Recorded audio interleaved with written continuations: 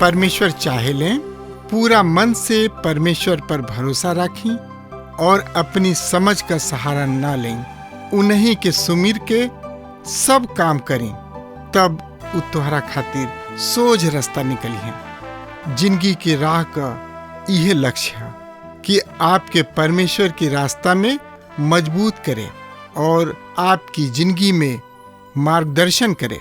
कृपा करके हमारे कार्यक्रम देखें और सुनें ताकि परमेश्वर आपकी जिंदगी का मार्गदर्शक ठहरें। आज हम दूसरा कुरिन्थियों के 8वां अध्याय के शुरू करे जा रहल बानी और ई बहुते सुघर अध्याय है और एक और शीर्षक है, जानतानी का है? मसीही उदारता। अब हमार अध्ययन विषय बदल रहल बा, काहे कि 1 से 7 अध्याय में संत पौलुस परमेश्वर के शांति के बारे में बतौले और हम आशा करतानी कि रउआ भी ए अध्याय के द्वारा जरूर शांति पाइब, काहे कि ई हमरा ई जान के अपार शक्ति मिलल कि हमरा जिंदगी में हमरा सहायता के खातिर परमेश्वर के पवित्र आत्मा हर समय हर एक दशा परिस्थिति हमरा खातिर उपलब्ध बा। इस सत्य बा कि एगो विश्वासी होखला के नाते हमनी के इस संसार में नाना प्रकार के दुख और कलेश बा। ऐसन बहुत तरीके परीक्षा हमनी के जिंदगी में आवेला, पर परमेश्वर पिता के धन्यवाद होके कि उ हमनी के सहायता के खातिर, हमनी के शांति प्रदान करे के खातिर, हमनी के लोर के पोछे के खातिर पवित्र आत्मा के भेज देले बने। पवित्र आत्मा एगो विश्वासी खातिर सबसे महान वरदान है और ई भविष्य के प्रतिज्ञा सब के पूरा होखे के बयान के रूप में हमनी के दिहल गइल बा। प्रिय श्रोता मित्र भाई बहन, कुछ लोग कहलन कि हमरा पर परमेश्वर बड़ा ही असहनीय दुख डाल देले बने, ऐसे हम अपना विश्वास से हट गइल बानी। कुछ लोग औरी भी कहले कि हमरा साथ कलीसिया के लोग अगुआ बुरा व्यवहार कइले बाड़े, ऐसे हम अपना मसीही विश्वासी से हट गइल बानी। पर हम रउआ के एगो खास बात बतावे चाहतानी। सही में ई आदमी प्रभु यीशु मसीह पर विश्वास ही ना कइले रहन। उ अबही तक मसीह के ग्रहण ना कइले रहे। जे विश्वास नहीं के कइले तो ओकरा विश्वास से का लेना देना बा। विश्वास से गिरल ही कइले, पर विश्वासी जन के विश्वास में स्थिर रखे खातिर परमेश्वर पिता अपन पवित्र आत्मा के भेजले, यानी कि पवित्र आत्मा देले और यह पवित्र आत्मा विश्वासी जन के सहायक, समर्थ तथा शांति देला। शांति के बारे से हट के संत पौलुस एक दान अर्थात मसीही उदारता के विषय में बता रहल बने। वहाँ यरूशलेम के करीब संत के खातिर दान जमा करे के विषय के ले रहल बने।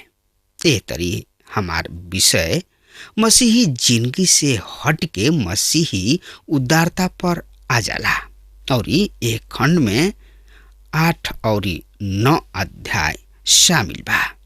एकरा के हमनी के एह तरी बांट सकतानी जा। पहिल का है मसीही उदारता के 8 अध्याय के 1 से 6 पद। दूसर का है मसीही उदारता के प्रोत्साहन 8 अध्याय के 7 से 15 पद। तीसर का है मसीही उदारता के व्याख्या 8 अध्याय के 16 से 24 तथा 9 अध्याय के 1 से 5। चौथा का है मसीही उदारता के खातिर प्रेरित कइल। 9 अध्याय के 6 से 15 पद दोहरावल एहतरी मसीही उदारता के एक खंड के हमने के 4 उपखंड में बांट दीना। अध्याय 8 तथा 9 में हम मसीही उदारता के बारे में विस्तार पूर्वक बतावलन और जवन कुछ वास्तव में हमनी के जाने के बा उ सब कुछ ए अध्याय में बा। हमरा विश्वास बा कि लोग पवित्र वचन के शिक्षा तथा प्रचार के सेवकाई खातिर दिल से सहायता मदद देले। श्रोता मित्र भाई बहन, दान देवे के बारे में विशेष नियम तो नहीं खे, पर दान देवे के निश्चित सिद्धांत भी बा और हो सकता ये अध्याय के समय वो सिद्धांत रउआ के विचित्र लागे। रउआ अभी तक इहे सीख ले होखब कि ई एगो मसीही होखला के नाते हमनी के 10वां अंश देवे के चाही, पर ए बाइबल अध्ययन में रउआ एकरा से अधिक कोनो नवीन सत्य के जानतानी, या दूसरा शब्द में कहल जाए कोनो नवीन सत्य के जानकारी प्राप्त करे के। एक खंड के मुख्य शब्द है अनुग्रह। अनुग्रह शब्द इस अध्याय में 7 हाली प्रयोग कइल गइल बा और 3 हाली इ अध्याय 9 में प्रयोग भइल बा। ए तरी एह दोनों अध्याय में 10 हाली अनुग्रह शब्द के प्रयोग भइल बा। ए तरी हमार अध्ययन के विषय है दान अर्थात उदारता के अनुग्रह। तो हमरा सबसे पहला उप विषय होई मसीही उदारता के उदाहरण। तो आई एकरा बारे में जानकारी खातिर वह हमरा संगे अपन पवित्र शास्त्र बाइबल निकाल लिहनी। हाँ, तो ओमे देखी 2 कुरिन्थियों 8 अध्याय के 1 पद इस तरी से साफ और स्पष्ट बता रहल बा। हम रोवा खातिर पढ़ रहल बानी। हे भाई लोग, अब हम तोहनी लोग के ओ परमेश्वर के अनुग्रह के विषय में बतावे चाहतानी जौन की मेसोडोनिया के कलीसिया सब पर भइल। प्रिय श्रोता भाई बहन, हम रउआ के बताऊनी कि हमार ई अध्ययन के विषय है तथा एकर मुख्य शब्द है अनुग्रह, और हम एकरा के पहला ही शब्द में पढ़ ले बानी। ई परमेश्वर के अनुग्रह। संत पौलुस कुरिन्थियोस के कलीसिया के चिट्ठी लिखत ई बता रहल बाने कि जौना तरीके अनुग्रह में मेसोपोटामिया के विश्वासी सब प्राप्त कैले, हम आशा कर रहल बानी कि तू ओह तरीके अनुग्रह प्राप्त कर, अर्थात तू भी वही तरीके अनुभव होके तोहरा। परमेश्वर के अनुग्रह परमेश्वर के ऊ तरस है जकरा कारण वो अपना भलाई के दूसरा सब में बाटेलन। ऐसे परमेश्वर दूसरा सब के साथ भलाई करेलन। वो अपन भलाई खुद तक ही सीमित ना रखेलन, वरन दूसरा में बांट देले। अनुग्रह के शब्द है कि परमेश्वर सबकर भलाई करे चाहेलन, चाहे वो जोग होखे या ना होखे। रउआ के बढ़िया और नेक इंसान बनावे चाहलन। परमेश्वर रउआ के अपना बेटा के समानता में ले आवे चाहलन। इफिसियों के पत्री 2 अध्याय 8 और 9 पद में संत पौलुस परमेश्वर के एह तरी से व्यक्त करलन, काहे कि विश्वास द्वारा अनुग्रह ही से तोहार उद्धार मुक्ति मोक्ष भइल बा, और ई तोहरा ओर से ना वरन परमेश्वर के दान है। ई कार्य के कारण ना जौना से कि केहू घमंड करे। प्रिय श्रोता भाई बहन, हम तो भटकल भुलाइल पादरी रही, अपना सृजनहार तारनहार पालनहार परमेश्वर के भुला गुल रही। इस संसार के पाप में भुला गई रही। हमरा पास तो परमेश्वर के सामने अर्पित करे के कुछ भी ना रहे। हमार तन पापी, हमार दिल पापी, हमारा दिमाग विभिन्न हमार धन चोरी के और बेइज्जती के रहे और हमार दान चोरी के। हम अपना परमेश्वर मुक्तिदाता के खातिर चढ़ावे के हमरा किने कुछ ना रहे, कुछ भी तो ना रहे। ऐसे हमार प्रिय भाई बहन, परमेश्वर हमरा के अपना अनुग्रह के द्वारा पाप के दंड से बचावेलन। ऐसे हम तो हरदम अनुग्रहकारी परमेश्वर के गुणगान करब तथा उनकर चर्चा हर एगो आदमी से करब। प्रिय श्रोता मित्र, आरंभिक कलीसिया दान देवे के अनुग्रह के रूप में समझल। ई एगो सही में मन के भावना रहे। ई परमेश्वर के चीज सब के दूसरा में बांटे के तीव्र इच्छा रहे। प्रिय मित्र, ए अध्याय में संत पौलुस खास तौर पर से स्थानीय कलीसिया के परिस्थिति के ध्यान में रखत ई पत्री लिख रहल बने। हमने के सीख चुकल बानी जा कि यरूशलेम के कलीसिया पहला कलीसिया रहे जन की सुसमाचार के सब भूमंडल तक पहुंचावेले। सुसमाचार के शुरू यरूशलेम से ही भइल। ऐसे प्रेरित लोग यरूशलेम की कलीसिया से स्नेह राखत रहले और ओहनी लोग के मुट्ठी हमेशा के खातिर खुलल रहत रहे। पर अब कलीसिया पर सताव अइला के कारण ओहनी लोग के दशा दयनीय हो चुकल बा।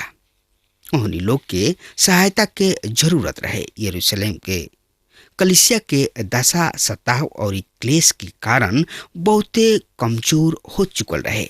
हमनी के देख चुकल बानी जा कि पौलुस आपन तीसर की सुसमाचार प्रचार यात्रा के समय भी मेसोडोनिया के कलीसिया के ओर से यरूशलेम के कलीसिया के खातिर भेंट लेके आयल रहन और अब वो पुनः कुरिन्थुस के कलीसिया के दान के खातिर प्रोत्साहित कर रहल बाने। प्रिय श्रोता मित्र भाई बहन, हम जान रहल बानी कि पौलुस कुरिन्थुस नगर जाए के स्थिति में ना रहन। ऐसे यह पत्री में ओहनी लोग के दान दिहला से संबंधित कुछ निर्देश दे रहल बने। उ ओहनी लोग के चिट्ठी के द्वारा बता रहल बने। पौलुस यहाँ मेसोडोनिया के कलीसिया के उदाहरण के रूप में प्रस्तुत कर रहल बने।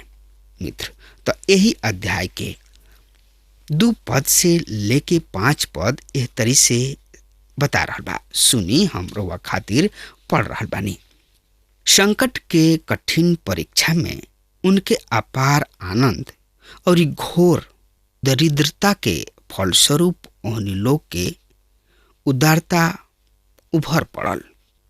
हम गवाही देतानी कि ओहनी लोग अपना शक्ति भर बाकी शक्ति सबसे अधिक दान मन से दिहले लोग और यह दान में और इस संत लोग के सेवा में भागी होके के अनुग्रह के बारे में हमरा से बार बार बहुते विनती कैले और जैसन हम सोचले रही वैसने ना, बाकी ओहनी लोग के फेर प्रभु परमेश्वर के और हमरा के अपना आप के दिहले।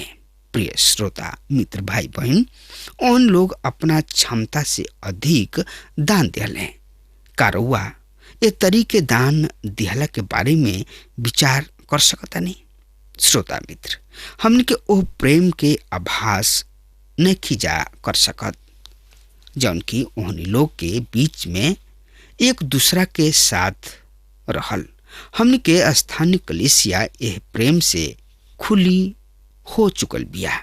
प्रिय मित्र, इस सब सोचला से और देखला से दिल के बड़ा ही दुखी होला। ऐसा अनेक स्थानीय कलीसिया के दुर्दशा के देख के उन लोग के बीच ऐसा घिनौना काम के मान्यता प्राप्त बा जेकर चर्चा कोई भी लज्जत यानी कि शर्म के बात बा। ई बंद मुट्ठी वाली स्वार्थी कलीसिया है। हमने के थोड़ी घड़ी पहले पढ़ले रही जा कि 5वां पद के सबसे पहले उ खुद के व्यक्तिगत रूप से परमेश्वर के समर्पित कर दिले, तब वो स्थानीय कलीसिया के सेवक के खातिर दान दिले लोग।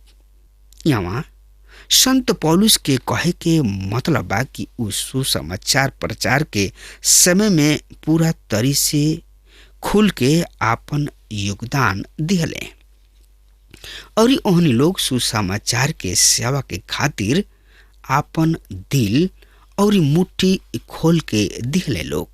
प्रिय मित्र, सबसे बड़ बात ई बा कि मैसेडोनिया के कलीसिया सबसे पहले अपना आप के परमेश्वर के हाथ में सौंप दिले, तब उदारता के साथ दूसरा कलीसिया के सहायता कर सके।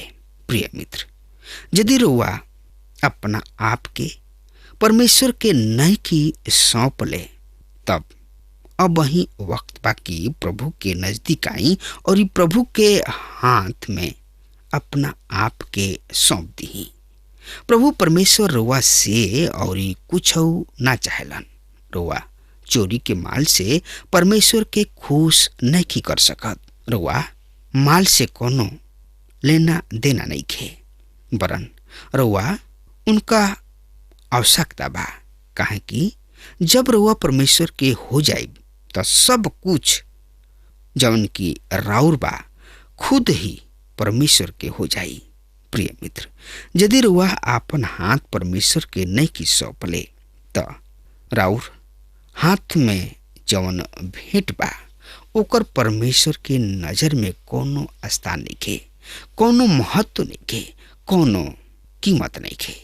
ध्यान रखी, सबसे पहले खुद अपना आप के परमेश्वर के हाथ में सौंप दी, तब रुआ आपन वस्तु, धन दौलत, सेवा दूसरा के दी, तबे ई परमेश्वर के ग्रहण होई, ना तो सब कुछ व्यर्थ बा। प्रिय मित्र, रुआ प्रभु यीशु मसीह की ने आई और अपना आप के और अपना काम के प्रभु के हवाले कर दी, प्रभु के हाथ में सौंप दी, तबे प्रभु रुआ के ग्रहण करी हैं। अगर प्रभु के रुआ अपना आप के नहीं की सौंप ले तो राउर दान दिहल, राउर स्तुति कइल व्यर्थ बा। प्रभु जिंदा बलिदान चाहेलन, जिंदा दान चाहेलन। जानतनी उदान का हो? राउर दिल। रुआ दिल से प्रभु यीशु मसीह के मान लेतानी, अपना दिल से प्रभु यीशु मसीह के स्वीकार कर लेतानी और अपना आप के प्रभु के हाथ में सौंप देतानी, तब राउर दान दिहल सफल बा। नहीं तो इस सब कुछ कइल बेकार बा।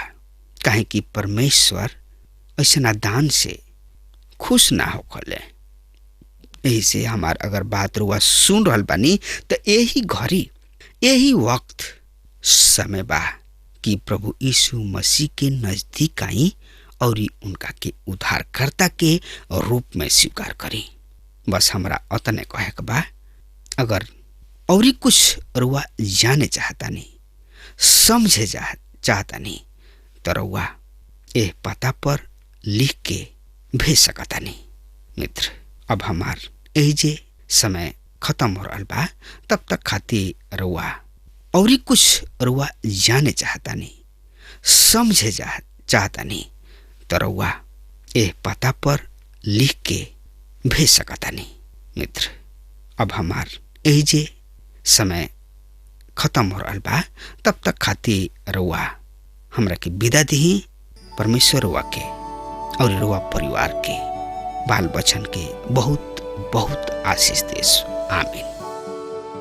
हमके विश्वास बा कि ई कार्यक्रम आप सब खातिर फायदेमंद सिद्ध भइल हुई। हम चाहतनी कि आप सब आपन आपन आशीष हमरों से बांटी। अगर आप सबके लगे बाइबल से चाहे आपकी निजी जिंदगी से क्यों सवाल होके, चाहे क्यों समस्या खातिर प्रार्थना करावे चाहतनी, तो हमारी फोन नंबर पर जरूर संपर्क करें। परमेश्वर आप सबके बहुत आशीष प्रदान करें और आज का दिन आप खातिर सुखद बनावें।